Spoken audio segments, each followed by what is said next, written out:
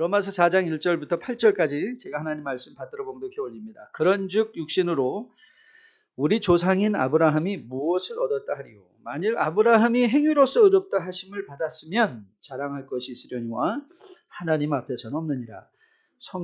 성경이 무엇을 말하느냐? 아브라함이 하나님을 믿음에 그것이 그에게 의로 여겨진 바 되었느니라.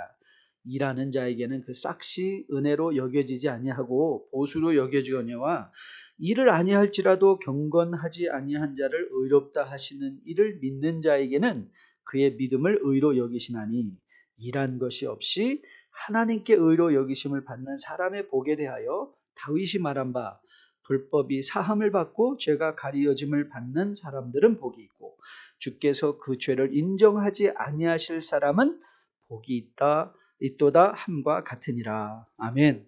우리 지난 시간에 믿음 생활에 있어서 가장 주의할 것 중에 하나가 뭐냐면 삼천포로 빠지면 안 된다. 여러분 기억하시죠? 믿음의 삼천포로 빠지면 안 됩니다. 저는 여러분과 저 그리고 온 뉴라이프의 성도들이 끝까지 믿음 생활 잘 감당해서 주 예수 다시 오시는 날 주님 앞에 정말 자랑스럽게 정결한 신부로 거듭난 흰 옷을 입고 주님 앞에 세워져 우편에 서는 주의 복된 백성 다 될 수 있기를 주님의 이름으로 축복드립니다. 우리가 이 믿음의 삼천포로 빠지지 않기 위해서는 우리의 기준을 늘 점검하고 확인을 해야 됩니다. 여러분 믿음의 기준이 뭐라고 말씀드렸죠? 믿음의 기준은 인간은 스스로 구원할 수 없는 무능한 존재, 구원에 대해서는 무능한 존재라는 사실. 그래서 우리는 구원자가 꼭 필요하다.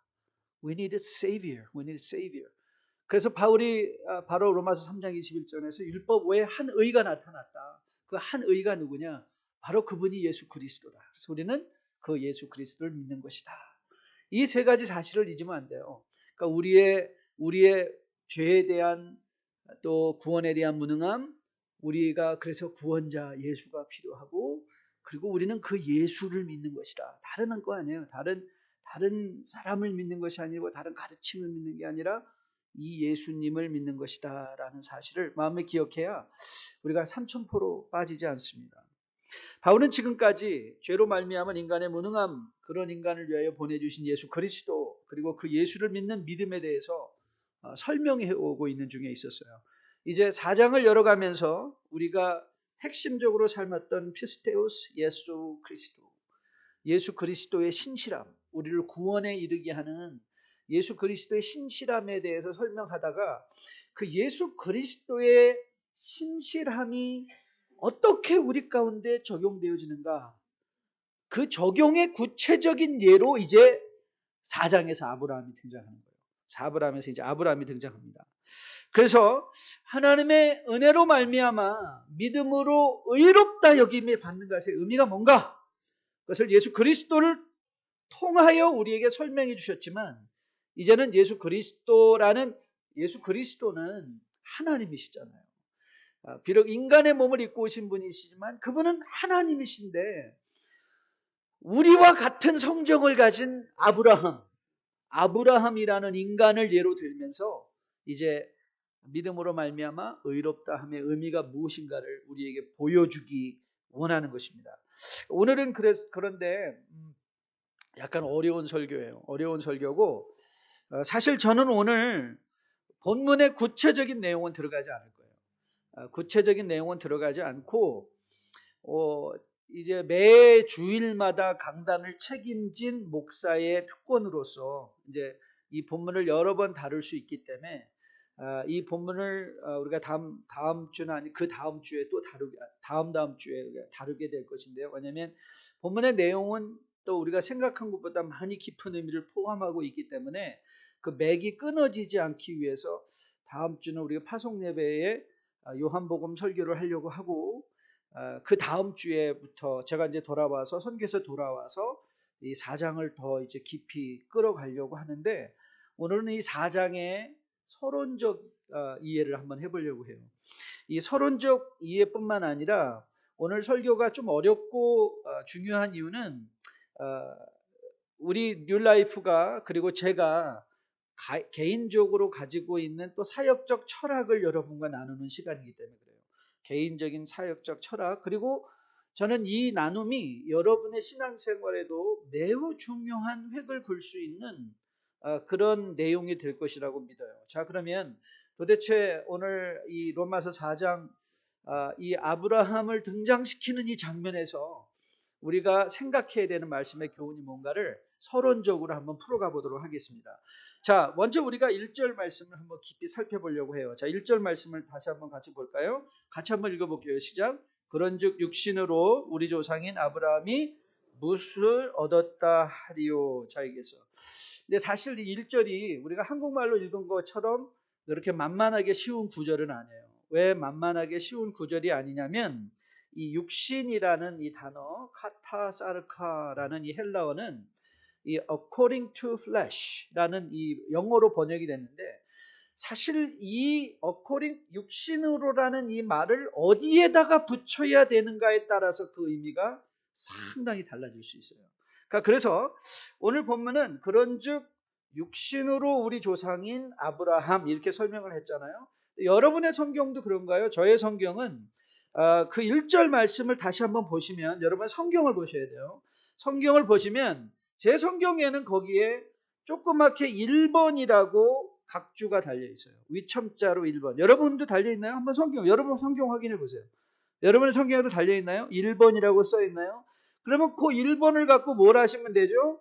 밑으로 때려 나가서 그 1번을 찾으시면 돼요. 그럼 그 1번은 뭐라고 적혀 있나 한번 볼게요. 제 성경은 이렇게 적혀 있어요. 또는 우리 조상 아브라함이 육으로. 이거는 대체 번역이에요. 그러니까 그런즉 육신으로 우리 조상인 아브라함이 무엇을 얻었다 하리요라는 것이 이제 이 카타사르카라는 이 단어를 육신이라는 단어를 번역해 놓은 제1번역이라면 그러나 이거는 꼭 이렇게만 번역이 되지 않고 이렇게도 번역이 될 수 있습니다 라고 하면서 우리 조상 아브라함이 육으로. 자, 이 말씀을 여러분 한번 깊이 생각해 보셔야 돼요. 왜냐하면 우리가 오늘 개정의 번역대로 읽는다면 오늘 이 육신이라는 것은 우리가 아브라함과 맺고 있는 관계를 의미하죠. 그렇죠?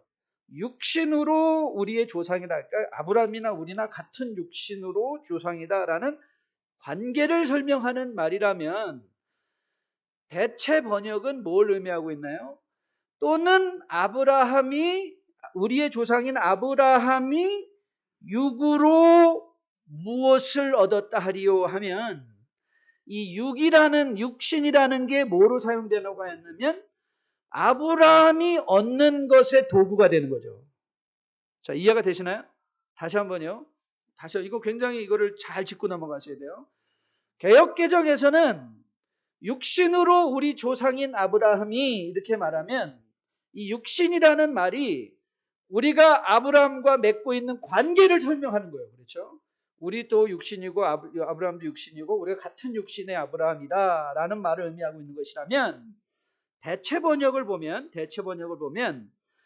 우리 조상 아브라함이 육으로 무엇을 얻었느냐라고 할 때 그 육신은 뭐예요? 도구가 된 거예요. 육신으로 무엇을 얻었냐는 거예요. 그의 몸으로 무엇을 얻었느냐, 도구로 무엇을 얻었느냐. 저는 본문을 여러 차례 걸쳐서 깊이 묵상해 본 결과 대체 번역이 훨씬 더 이 바울이 지금 펼쳐가고 있는 논지에 더 적합한 번역이라고 생각해요. 왜냐하면 지금까지 바울은 율법으로 우리가 어떻게 구원을 얻느냐라고 했을 때 우리 율법으로는 구원을 얻을 수 없다. 그 율법을 다시 말하면 너의 육으로는 너의 힘으로는 너의 능력으로는 얻을 수 없다라는 말을 지금 계속 해오고 있는 것이거든요. 그래서 바울이 육으로는 우리가 얻을 수 없고 우리가 유일한 우리의 구원의 수단이 뭐냐?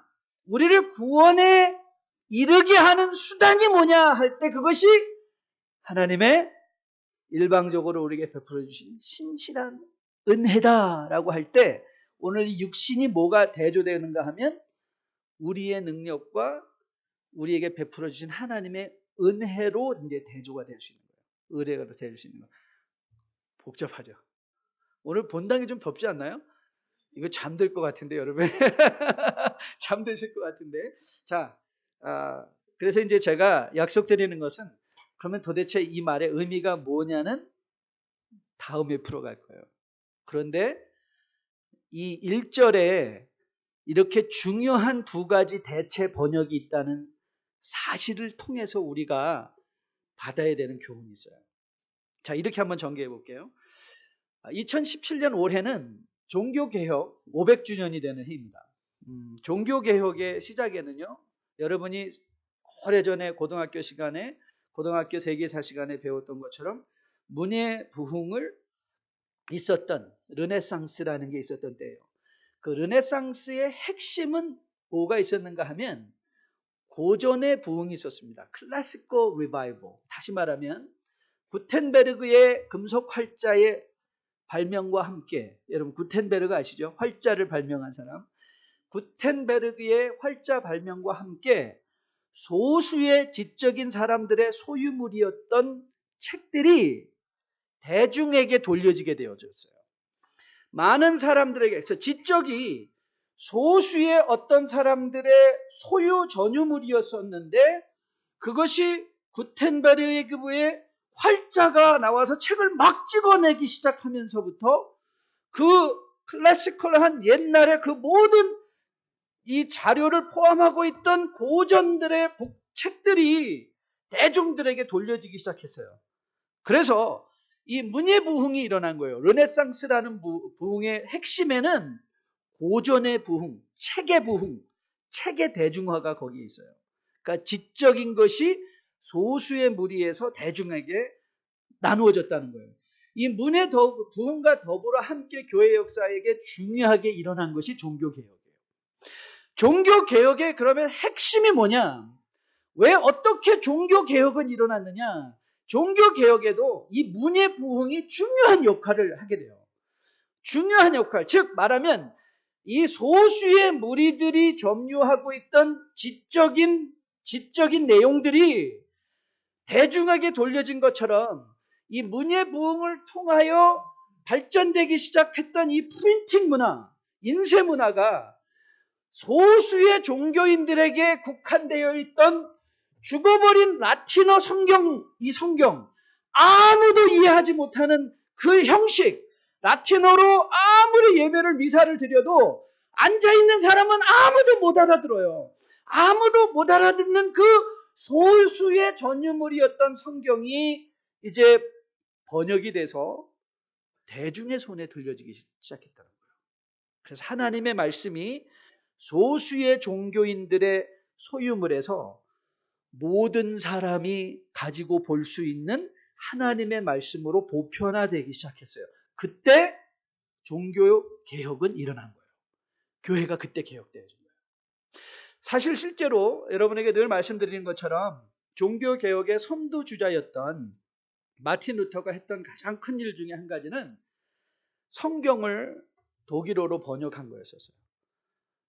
라틴어 성경, 아무도 못 알아듣는 라틴어 성경을, 죽어버린 언어, 아무도 사용하지 않는 라틴어 성경을 헬라어 성경에 기반을 해서 모든 사람들이 읽고 이해할 수 있는 독일어 성경으로 번역을 하면서 이 하나님의 말씀이 성도들의 손에 들려지기 시작하면서 교회가 개혁되어진 거예요.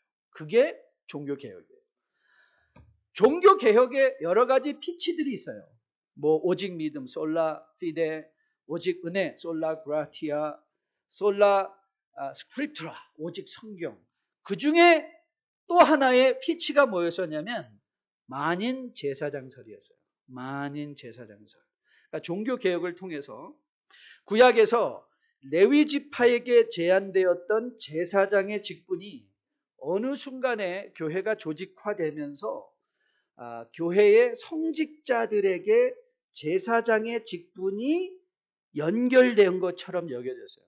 그래서 교회의 성직자들만이 제사장인 것처럼, 구약의 제사장인 것처럼 여겨지며 성직자를 통하여 하나님께 나아갈 수 있다라는 생각이 가톨릭 교회에 보편화되었던 것인데 종교 개혁을 통해서 보니까 이건 아니다. 모든 사람이 다 그리스도의 중보를 받아 우리가 하나님 앞에 담대히 나갈 수 있는 우리 모두가 다 제사장이다. 그게 만인 제사장이에요. 즉 하나님과 우리 사이에는 무슨 신부가 끼고 거기에 성인들이 가톨릭 교회 배경이 있는 분이라면 거기에 무슨 성인들이 껴서 그 사람을 타고 중보로 타고 넘어가는 게 아니라 우리 가운데 하나님과 우리의 가운데에는 하나님과 인간의 유일한 중보자는 오직 예수 그리스도. 그 그리스도께서 나는 길이요 진리요 생명이니 하고 자신을 딱 엎드려져서 누구든지 나를 밟고 아버지의 보좌 앞으로 담대히 나가라. 하나님 앞에 서는 게 제사장이라면 우리 모두가 다 그리스도의 제사장이 되었다는 거예요. 그래서 이 종교개혁을 통하여 이 히브리서 10장 그러므로 형제들아 그러므로 형제들아 그랬어요. 그러므로 목사들아 그러므로 장로들아 그러므로 제사장들아 그러므로 신부들아 그러므로 성인들아가 아니라 그러므로 형제들아 자매들아 우리가 예수의 피를 힘입어 성소에 들어갈 담력을 얻어나니 그 길은 우리를 위하여 휘장 가운데로 열어놓으신 새로운 길이요 휘장은 그 육체니라. 그 그리스도의 육체가 쪼개짐을 말미암아 하나님과 우리를 가로막고 있던 휘장이 열려지고 그 휘장 안에 하나님의 임재의 보좌 앞에 누구든지 형제 그리스도를 믿는 형제 자매는 누구나 하나님의 보좌 앞에 어떤 중보의 도움도 없이도 하나님 앞에 설 수 있는 자리에 나가게 된 것. 그것이 바로 종교개혁이 우리에게 가져온 혁명적 사고였어요. 혁명적 사고. 자, 이것이 만인 제사장술입니다. 1980년대는 한국 교회사에 굉장히 중요한 해이기도 합니다. 왜 중요한가? 한국 교회사에 중요한 이유는 이 1980년대를 기치로 해서 이 평신도를 깨운다라는 피치 아래 한국 사랑의 교회 옥하는 목사님을 통해서 제자훈련이라는 이 제자훈련이 한국 교회에 중요한 영향을 미치기 시작한 해입니다. 즉 다시 말하면 혹독한 일제강점기의 강점 아래 교회가 순교의 그 혼란한 여정을 지나서 6.25의 그 엄청난 동족상잔의 비극을 지난 후에 기독교는 천막교회의 오순절 계통의 신앙의 부흥과 더불어 많은 성도들에게 이 복음의 희망을 줌으로 말미암아 천막교회에 엄청난 부흥이 일어났어요. 그래서 엑스포가 일어났을 때 천만의 기독교인들이 모여서 정말 하나님 앞에 예배하는 놀라운 역사들이 일어나면서 그러나 이 오순절의 뜨거움으로만은 교회가 질적으로 성장할 수 없기에 하나님은 80년대에 이 제자훈련이라는 것을 통하여 이제 한국교회를 말씀으로 내실화하는 작업을 시작하신 것. 우리가 역사를 통해서 우리가 확인받을 수 있게 됩니다. 그런데 이 제자훈련의 원조는 CCC나 내비게이터 등이나 이 캠퍼스 미니스트리의 영향을 굉장히 많이 받았습니다. 그래서 평신도를 깨우는 데 있어서 제자훈련이 교회적인 관점에서 영향을 미치는 게 아니라 교회를 무시하는 페라철치 관점에서 영향을 미쳤어요. 그래서 우리가 다시 이제 80년대에 이 한국의 역사를 다시 한번 이제 점검을 하다 보면 우리가 이 평신도를 깨운다라는 훈련에 여러분 사자성어 중에 과유불급이 있지 않습니까? 과유불급. 모든 일에 지나치면 아니한만 못하다는 말이 과유불급이에요. 이게 굉장히 중용의 도리거든요. 그런데 우리는 성도들을 너무 깨우다 보니까 성도들이 너무 깨가지고 잠을 자지 않아가지고 완전히 이제는 거의 영적 우울증에 걸리게 됐어요. 영적 우울증. 자, 그게 무슨 말인지 한번 제가 설명해 드리겠습니다. 이 제자훈련이 따라오실 만 하신가요? 예, 이게 역사를 좀 이렇게 가야 되니까 짚고 넘어가야 되니까 이게 중요합니다. 좀 재미없어도 좀 잘 따라봐 주십시오. 이 제자 훈련이 한국 교회에게 두 가지 부정적인 영향을 미치게 됐는데요. 첫째는 큐티 운동이었습니다. 우리 맨날 목사님 맨날 큐티 하자고 하는데 여러분 큐티도 잘해야 됩니다. 왜냐하면 이 큐티가 나쁜 게 아니라 큐티의 한 부분 중에 큐티를 강조하다 이런 말씀이 굉장히 유행하기 시작했어요. 나에게 주시는 오늘의 하나님의 말씀은 뭔가? 나에게 주시는 하나님의 말씀. 그런데 이 나에게 주시는 하나님의 말씀이 큐티 운동에 엄청난 영향을 미쳤습니다. 왜냐하면 이건 우리의 영성과도 굉장히 맞아 떨어진 영성이에요. 저는 우리 한국인의 영성을 부인해서는 안 된다고 생각합니다. 한국의 모든 한국 사람들의 저변에 깔려있는 영성은 무속신앙입니다. 그 무속신앙 중에 핵심 중에 하나가 뭐냐면 계룡산 영성입니다. 계룡산 영성이 뭔지 아십니까? 대부분 한국 가서 미아리에 가서 보시면 다 엄청난 돌을 트고 온 사람은 다 계룡산 가서 트고 왔어요. 계룡산에 들어가서 어떻게 하다가 똥하니 깨달음을 얻고 온 천지의 깨달음을 갖고 내가 나왔다. 그래서 나는 너희들에게 너희 미래를 알려주고 다 알려주겠다 하는 게 이런 계룡산 영성인데, 자, 이게 무슨 뜻인가 하면 이 계룡산 영성과 지금 우리가 살고 있는 시대의 정신이 후근대주의 정성 아닙니까? 그러니까 진리가 상대화되는 거예요. 진리가 상대화되는 시대. 그러니까 whatever I feel is what the truth is all about. 내가 느끼는 것이 진리다. 절대적인 진리가 어딨냐? Whatever I feel, it's the truth. 이렇게 얘기하는 거예요. 이거가 딱 말려지니까 어떤 일이 나게 되냐면 성경의 지나친 주관적 해석을 통해서 너도 나도 하나님의 뜻을 남발하기 시작한 거예요. 너도 나도 하나님의 뜻을 남발하기 시작했습니다.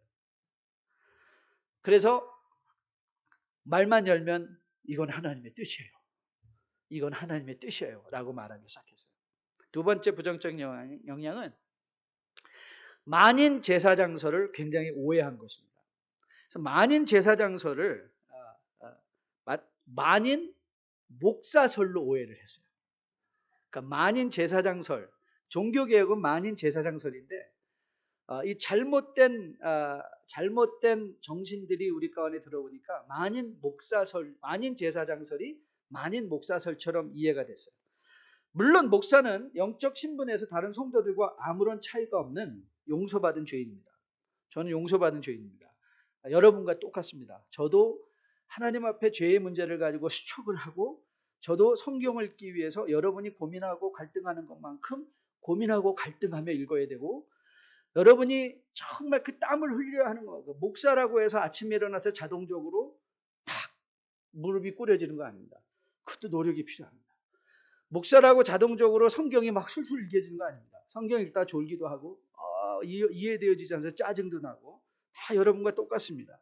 하지만 목사는 기능적으로 하나님의 말씀을 전문적으로 공부할 수 있도록 적어도 4년 이상의 기간을 헬라어나 히브리어나 그리고 신학과 철학과 심리학과 상담에 관한 다양한 훈련을 받은 전문인입니다.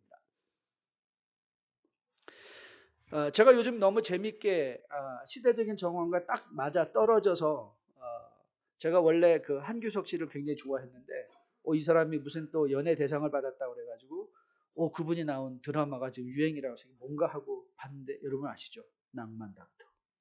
저도 보고 있습니다. 제가 낭만 닥터 보는 거 정말 통쾌하고 너무 좋더라고요.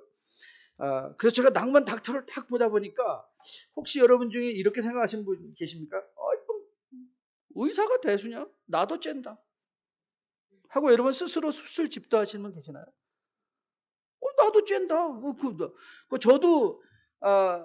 저도 사실 이제 병원 신방을 많이 다니고 인터넷을 통해서 의학 서적을 통해서 막 이 공부를 하다 보니까 저도 웬만한 진단은 할 수 있을 것 같아요. 저한테 오세요. 아프면 저는 돈 안 받고 그냥 해드릴게요. 보세요. 그래서 여러분이 저한테 오시겠습니까? 안 오죠, 당연히. 그렇죠? 우린 적어도 의학에 있어서는 의사의 전문성을 신뢰하고 의사의 자문을 받습니다. 하지만 모든 치료의 마지막 선택은 환자의 것입니다. 그래서 제가 상담을 공부할 때 저희가 꼭 공부하던 분야 중에 하나가 뭐냐면 informed consent입니다. informed consent. 환자에게 정확하게 내담자에게 상담자가 무엇을 할 것인지를 다 얘기를 해주고 그가 이 치료에 동의한다는 컨센팅 폼을 동의서를 반드시 받는 것이죠. 그래서 여러분도 병원 가면 부모님들 뭐 하시라면 사인하라는 거 많지 않습니까? 병원 가면 막 사인하는 거 있지 않습니까? 그 중에 하나가 뭐냐면 informed consent입니다. 당신은 내가 당신한테 설명해 드렸고 당신은 이 설명에 듣고 서명을 했습니다. 그래서 결국 이 치료에 있어서 마지막 선택은 누가 하는 거냐? 환자의 몫입니다. 우리는 의사에다 끌려가는 게 아니라 우리가 의사의 전문적인 의견을 우리가 신뢰하고 그의 조언을 따르지만 그러나 at the end of the day, who make the decision? It's you. It's the patient. 환자가 마지막 결정을 내리는 거예요. 저는 목사가 이와 다르지 않다고 생각합니다. 오늘 본문에 그런즉 육신으로 우리 조상인 아브라함이 무엇을 얻었다 하리요? 라는 말이 그런즉 우리 조상 아브라함이 육신으로 무엇을 얻었다 하리요? 라는 의미 차이는 엄청납니다. 육신으로 우리 조상인 아브라함이냐? 아브라함이 육신으로 무엇을 얻었냐는 것은 천지 차이의 의미가 있습니다. 전체 4장을 이해하는 데 있어서 엄청난 영향을 미칩니다. 그러면 여러분들은 어떤 것을 택하시겠습니까?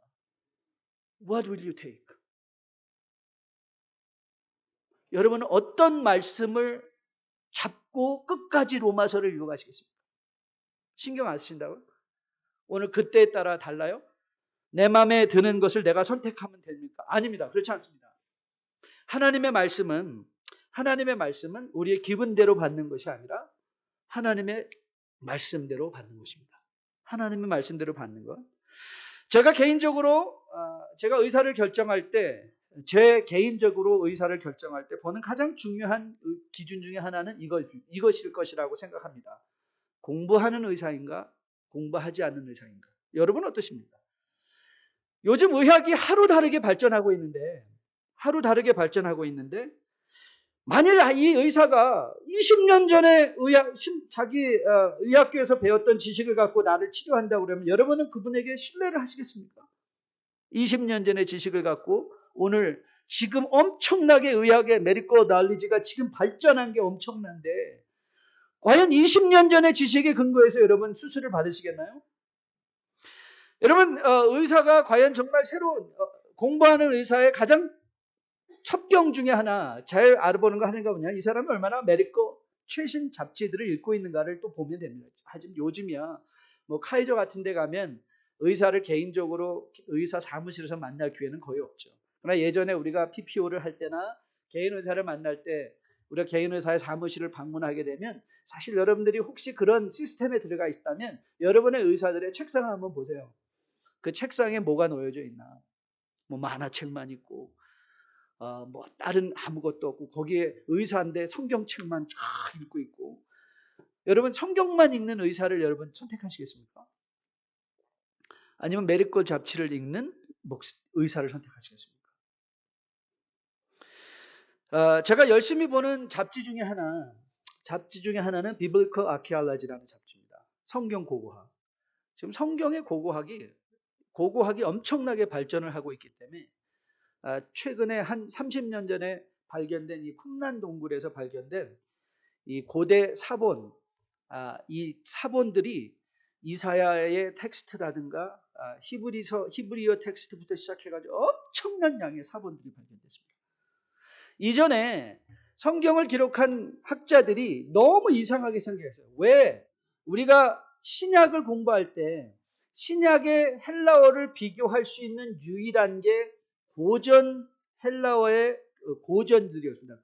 다시 말하면 뭐 호모가 쓴 고전 소크라테스는 책을 안 썼으니까 이전에 썼던 철학자들의 책을 비교해서 이 성경을 읽으니까 이 성경에 등장한 헬라어는 너무 다른 거예요. 클래시컬한 고전 그릭과 고전 헬라어들과 성경의 헬라어는 너무 달라서 한때 1800년대 사람들은 이 성경을 보면서 이렇게 생각하기 시작했어요.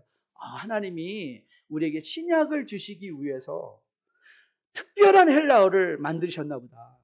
그랬는데 이 고고학이 발전되기 시작하면서부터 뭐가 발견되기 시작했냐면 성경에 쓰여진 헬라어는 저작거리 헬라어였다는 거예요.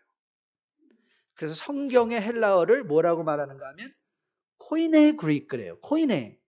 이 코이네라는 말은 common, 보통, 일반적인. 다시 말하면 이런 헬라어의 고전들, 일리아드나 호모나 아디세이나 이런 것들이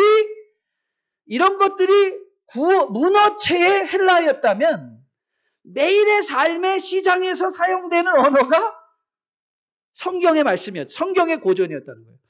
성경에서 점토가 이 로마의 그 아키알라지를 막 발견하면서 성경에서 쓰여진 사람들이 주고받았던 영수증이나 주고받았던 컨트랙이나 거기서 사용된 게 보니까 성경의 언어들란 말이에요. 그러니까 하나님이 우리에게 하나님의 말씀을 주시면서 우리에게 특별한 언어를 만들어 주신 것이 아니라 매일 삶의 현실 속에서 사용하는 언어를 주신 거예요.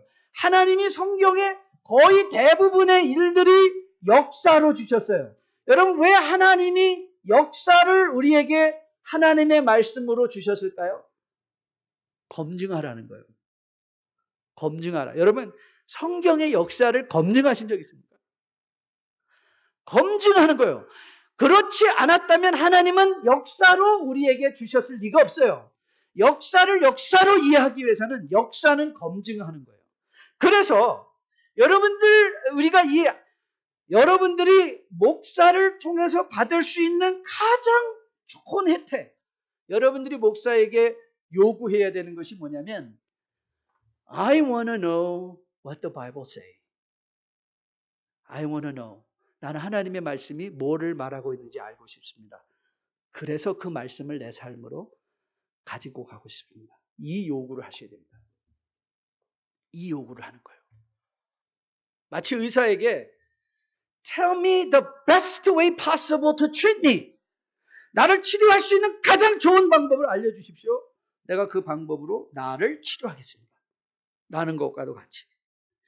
여러분, 아무리 사람이 좋고 아무리 경건하고 아무리 마음에 들게 청빈하게 살았다 할지라도 기도를 하루에 10시간씩 한다 할지라도 성경을 제대로 읽지 않고 공부하지 않고 성경을 자의적으로 해석한다면 여러분, 그런 목사를 쫓아가면 삼천포로 꼭 빠지게 됩니다.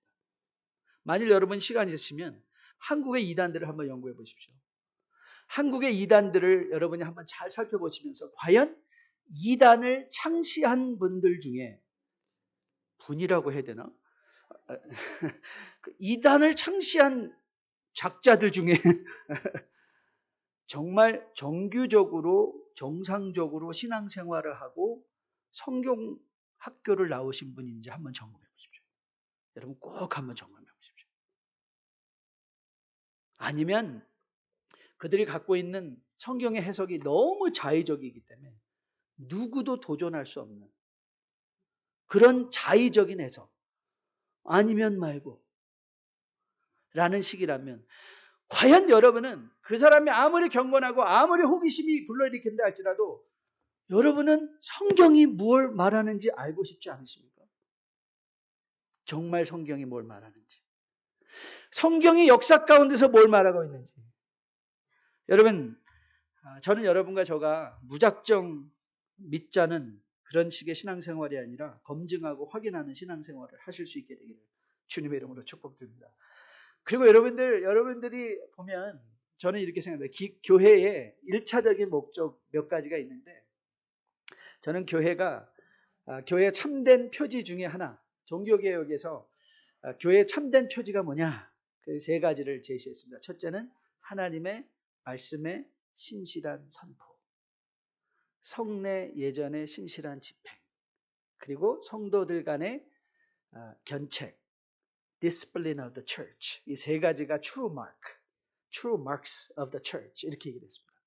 하나님의 말씀의 신실한 선포.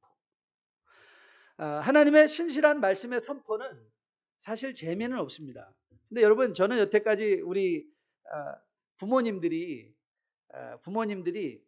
자녀들을 공부시키면서 우리 아이는 재밌는 대학교 가는 게 소원이에요 라고 하시는 분들은 별로 저는 만나본 적이 없습니다. 대부분들의 부모님의 목표는 공부하기 가장 어려운 대학교를 보내고 싶어요. 공부하기 제일 어려워요. 왜요? 공부하기 어려운 대학교를 가야 미래가 보장되니까. 여러분, 재미있고 호기심 있고 나의 기분을 만족시켜주는 게 아니라 하나님의 말씀을 신실하게 공부하고 하나님의 말씀을 통해서 내 스스로 믿음의 결단을 내릴 수 있도록 인도해가는 재미없는 교회가 좋은 교회가 될 수 있다는 사실. 여러분 꼭 마음에 한 가지 옵션으로 마음에 새겨둘 수 있기를 주님의 이름으로 부탁드립니다. 또 한 가지, 사실 시간이 너무 많이 흘러갔는데 2부에서는 조금 이거 조절을 해야 될 것 같습니다. 아브라함이 또 한 가지 이제 중요한 것을 하나 더 언급하려고 합니다. 자, 보세요. 3절에 성경이 무엇을 말하느냐? 아브라함이 하나님을 믿었다 이렇게 말했어요. 자, 그러면 저 이 본문에 성경이 무엇을 말하느냐라는 것을 가지고 제가 또 여러분과 함께 말씀을 나눠보려고 합니다. 성경이 무엇을 말하느냐 하면 성경은 우리가 눈으로 볼 수 있고 실제적으로 이해할 수 있는 인간 아브라함을 보여주지고 있지 않느냐, 이 말이 이제 굉장히 중요합니다. 성경이 아브라함을 무엇을 얘기했는가를 다음 시간에 약속드리기로 하고요. 성경이 아브라함을 구체적인 예로 언급시키고 있다는 이 사실 자체를 여러분들이 기억하면서 이것이 우리의 신앙의 형태를 교훈하고 있다는 것을 아셔야 됩니다. 여러분, 우리의 믿음 생활은 대부분의 셀 수 없는 형이상학적인 단어를 사용한다고 말씀드렸습니다. 불가산 명사들이죠. 믿음이나 사랑이나 소망 이런 것들은 셀 수 없는 거죠. 나는 요즘 믿음 10개 있고 믿음 2개 있고 이렇게 말하지 않거든요. 그런데 믿음은 뭐가 있죠? Faith in works. I do one work, two works, three works, four works. 월크는 셀 수 있죠. 나는 요즘 하나님을 굉장히 사랑합니다 하면 사랑은 무엇과 연결된다고 했죠? 사랑의 수고. I labor for God once, twice, third, and fourth. 셀 수 있죠. 레이버는 셀 수 있죠. 나는 소망이 있습니다 하면 소망에 뭐가 있죠? 소망에 인내가 있죠. 소망이 있는 사람, 배우자에게 소망이 있는 사람은 한 번 참고 두 번 참고 세 번 참고 1000번까지 참죠. 자녀들에게 소망이 있기 때문에 부모는 또 참고 또 참고 또 속아주고 또 참고 또 대주고 또 뒤통수를 맞아도 또 사랑해주고 또 또 영접해주고 또 손가락 찢겨주고 또 발에 신발을 껴주죠. 왜요? 소망이 있으니까. 내 자식은 하나님이 간섭해 주시겠지. 소망이 있는 사람은 참죠. 한 번 참고 두 번 참고 세 번 참고 셀 수 있죠. 오늘 성경이 뭘 말하느냐? 아브라함을 봐라 라고 할 때 저는 중요한 이 우리의 믿음의 구체성, 마치 야고보 장로가 너에게 믿음이 있느냐? Show me your faith. 여러분에게 믿음이 있습니까? Can you show it? 여러분 보일 수 있나요? 성경이 아브라함을 보여주듯이 여러분의 삶에 여러분은 과연 얼마나 일하고 얼마나 수고하고 얼마나 참아가며 오늘도 그리스도께서 십자가에 달려 죽으시기까지 여러분과 저를 위하여 용서하시고 사랑하시고 인내하시고 속아주시고 또 속아주시고 이스라엘 백성에게 끊임없이 말씀해 주시고 끊임없이 대안을 주셨지만 결국에는 포기하지 아니하시고 예수 그리스도를 십자가에 달려 죽기까지 우리를 위하여 보여주신 사랑의 demonstration. That's what faith is all about. 오늘 로마서는 그걸 우리에게 도전하고 있는 거예요. Can you show me the faith? 그리고 또 한 가지 중요한 것은요. 아브라함이 성경이 무엇을 말하느냐라고 아브라함을 등장시켰다는 것은요. 이 성경이 바울이 로마 교회에 지금 가장 문제가 되는 것이 유대교적 성향을 가진 믿는 사람들에 대한 것이었거든요. 유대교를 잘못 이해했던 갈라디아서의 문제도 주다이 크리스천들이었고, 하나님의 율법을 잘못 이해해서 그것을 가지고 와서 아직도 기독교 안에 접목시키려고 하였던 사람들을 대항한 거예요. 다시 말하면 오늘 아브라함을 등장시킨 것은 바울이 로마에 있는 교우들과 이 공감을 시도하고 있다는 거예요. 대화의 공감을 시도하고 있다는 거예요. 우리 자녀들이요, 부모님들에게 굉장히 많은 죄의식을 갖고 있습니다. 제가 이제 2세 입장에서, 저는 2세를 위해서 1세 목회한다고 일전에 한번 말씀드렸으니까 제가 2세의 입장을 한번 항변해 드릴게요. 2세들이 부모님에 대해서 굉장한 죄의식을 갖고 있는데요. 그 죄의식은 거의 다 부모님이 불어넣어 준 것입니다. 왜냐하면 부모님들이 항상 이렇게 말씀하시는 걸 듣고 자랐거든요. 다 너 잘 되려고 우리가 이렇게 고생하고 있다. 여러분 그 말 해보신 적 있나요? 자녀들에게? 다 너 때문에. 그래서 자주신 일을 이것들 잘 되려고 우리 미국 가지고 무슨 고생이야 이렇게 얘기를 해요. 어느 날 갑자기 자녀들이 부모님들의 희생을 강요한 가해자들이 되었습니다. 그런데 2세들이 정말 황당한 건 뭐냐면 자기들이 가해자가 돼버렸는데 자기들은 그 결정에 한 번도 동참한 적이 없다는 거예요. 너 때문에 우리가 이렇게 고생한다. 너 때문에 우리가 미국 왔다. 너 하나 잘 되려고 이렇게 우리가 열심히 일하고 있다. 그러면서 아이들한테 계속 죄의식을 불러줘서 너는 그럼 아이들이 부모님은 나는 부모님을 불행하게 한 가해자네. 그런데 아이들이 어디서 획가하냐면 What did I do? 아니 부모님들한테 나 우리 사업 하나 더 하려고 하는데 여러분 부모님들이 자녀들이랑 의논하면서 야 이건 우리 가족의 결정이야 하고 여러분 의논하신 적 있으신가요 한번? 아이들이 어리든 적든지 간에 여러분들이 교회에 헌금하면서 자녀들과 함께 야 우리가 하나님께서 올해 이만큼 주셨거든. 하나님이 우리에게 이만큼 이번 달에 이만큼 하나님 주셔서 우리가 하나님 앞에 이만큼 헌금해 하고 하는데 여러분 자녀를 동참시키고 계신가요? 자녀들과 공감하고 계신가요? 물론 그렇습니다. 부모님들 저도 이제 이민 거의 40년 차를 살아가면서 부모님들의 1세 부모님들의 저는 그 고충을 이해합니다. 저도 그 걸음을 걸었고 그리고 거의 다 이 육체 노동에 요동하다시피 힘들게 일하는 걸 알고 있습니다. 부모님들 참 힘들게 어렵게 살아오셨습니다. 그러나 여러분 한번 이렇게 생각해 보신 적은 있으신가요? 갑자기 정도로 살던 곳을 일방적으로 떠나서 아무리 들으려 해도 들리지 않는 언어가 난무하는 교실에서 하루 8시간 앉아있는 자녀들의 고통을 생각해 보신 적 있나요? 그건 자녀들에게 고통이 아니라고요? 그게 고통이 아닌가요? 8시간 동안 아무리 들으려 해도 들리지 않고 답답하고 입을 열어도 말을 하지 못하는 그 악마의 8시간을 여러분은 견뎌보신 적 있나요? 그 눈길들을 아니 쟤는 바본가 말도 못해. 그 어린아이의 감수성에 말을 못하기 때문에 그 아이들이 친구들로부터 받는 여러분 이 티네이저들의 가장 목표가 뭐죠? 친구들과 같아지는 것 아닙니까? 그런데 그 친구들한테 한 번도 인정받아보지 못하고 마치 외계에서 온 외계인 양 취급당하는 것. 여러분 우리 자녀들이 이만큼 자라준 거 우리 정말 하나님께 감사드립니다. 우리는 흔히 내 고생의 문제들이 해결되면 나는 공부 못한 게 못 먹고 입지 못하고 부모가 제대로 대주지 못해서 나는 공부를 못했다. 그래서 나는 너에게 있는 거 대주고 공부방 주고 해줬기 때문에 자녀들의 문제가 해결되는가요? 아니요. 해결되지 않습니다. 그건 여러분의 문제일 뿐이고요. 자녀들은 자녀들의 문제가 있습니다. 그리고 그 자녀들은 자기의 문제를 가지고 고민하고 하루에도 몇 번씩 죽을 결심을 합니다. 나 죽고 싶어. 여러분의 자녀들이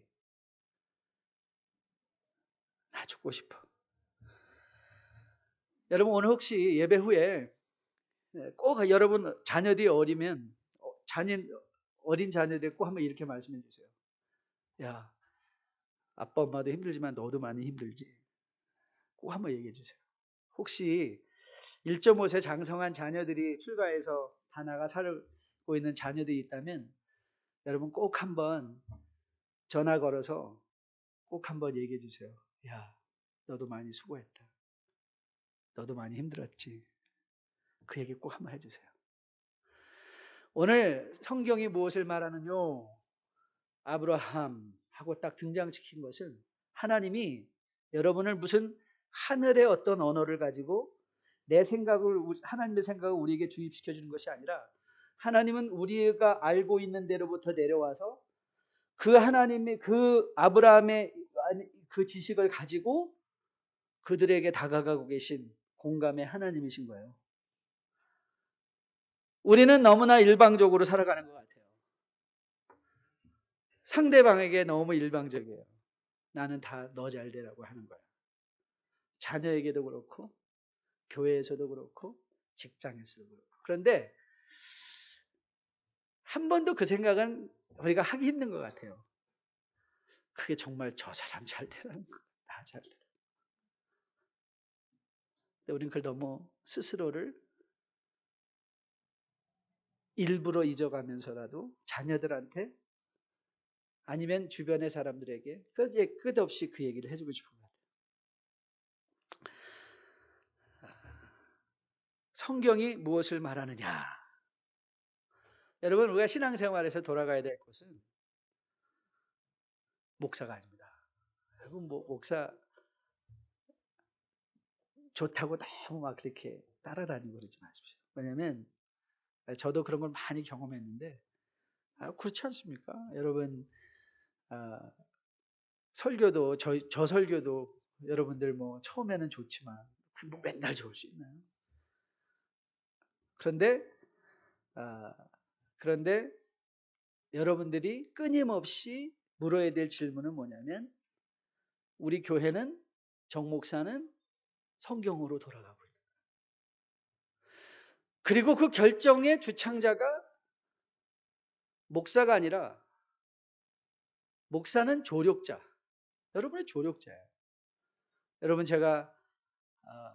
저는 그런 분들 많이 봤어요. 목사님들이 정말 아주 대담하신 분, 특별히 오순절 계통에 있는 분들은 그러면 그 비즈니스 하지 마. 이 비즈니스 해. 저거 해. 이거 해. 가. 와. 그만둬. 근데 그런 것도 잘 들으시더라고요. 근데 그거 왜 잘 듣는가 또 여기에 나와요. 사장에. 그거 이제 다음 주에 설명해 드릴게요. 다음 주에 설명해 드릴게요. 왜 잘 듣는가? 왜냐면 이건 길어지니까 그 말 안 할게요. 성경이 무엇을 말하느냐? 그래서 여러분들은요 끊임없이 성경으로 돌아가셔야 돼요. 그리고 여러분들은 하나님과의 관계 속에서 여러분이 결정을 내리셔야 돼요. 왜냐하면 그리스도의 보좌 앞에 하나님의 보좌 앞에 담대히 나가는 건 여러분의 안에 치맛자락 잡고 들어가는 거 아니에요. 성인의 옷자락 잡고 들어가는 거 아니에요. 목사의 그림자에 숨어서 하나님의 보좌 앞에 나가는 게 아니에요. 여러분이 그리스도의 사랑에 힘입은 제사장 된 여러분이 담대히 하나님 앞에 나가 아빠, 정 목사님 아버지 이게 아니에요. 용한 목사님 아버님 저 좀 도와주세요. 여러분 이 캐톨릭에 제가 캐톨릭을 비하하고 싶지 않지만 여러분 그 메리알러지라는 게 있어요. 그러니까 마리아 학이 있어요. 메리알러지를 공부하다 보면 사실 이 발음 라인은 아주 심플해요. 뭐가 심플하냐면 그래도 엄마가 너를 위해서 예수 좀 한번 들어줘. 청탁하는 게 낫지 않냐. 아니에요. 목사는 그런 사람 아니에요. 여러분을 위하여 청탁했더니 용하게 들어주더라. 그게 아니에요. 여러분이 하나님을 만나 그 하나님을 즐거워하고 그 하나님 안에서 그 교훈으로 여러분의 삶의 변화가 일어나고 그 하나님이 그 예수가 여러분의 인생의 가치가 되어 세상의 어떤 상황 속에서도 굳건히 내 믿음 지키고 주님 오시는 날까지 삼천포로 빠지지 않고 설 수 있는 것. 저는 여러분이 그 자리에 설 수 있는 여러분 되시기를 주님의 이름으로 축복드립니다. 주 약속 안에서 내 영혼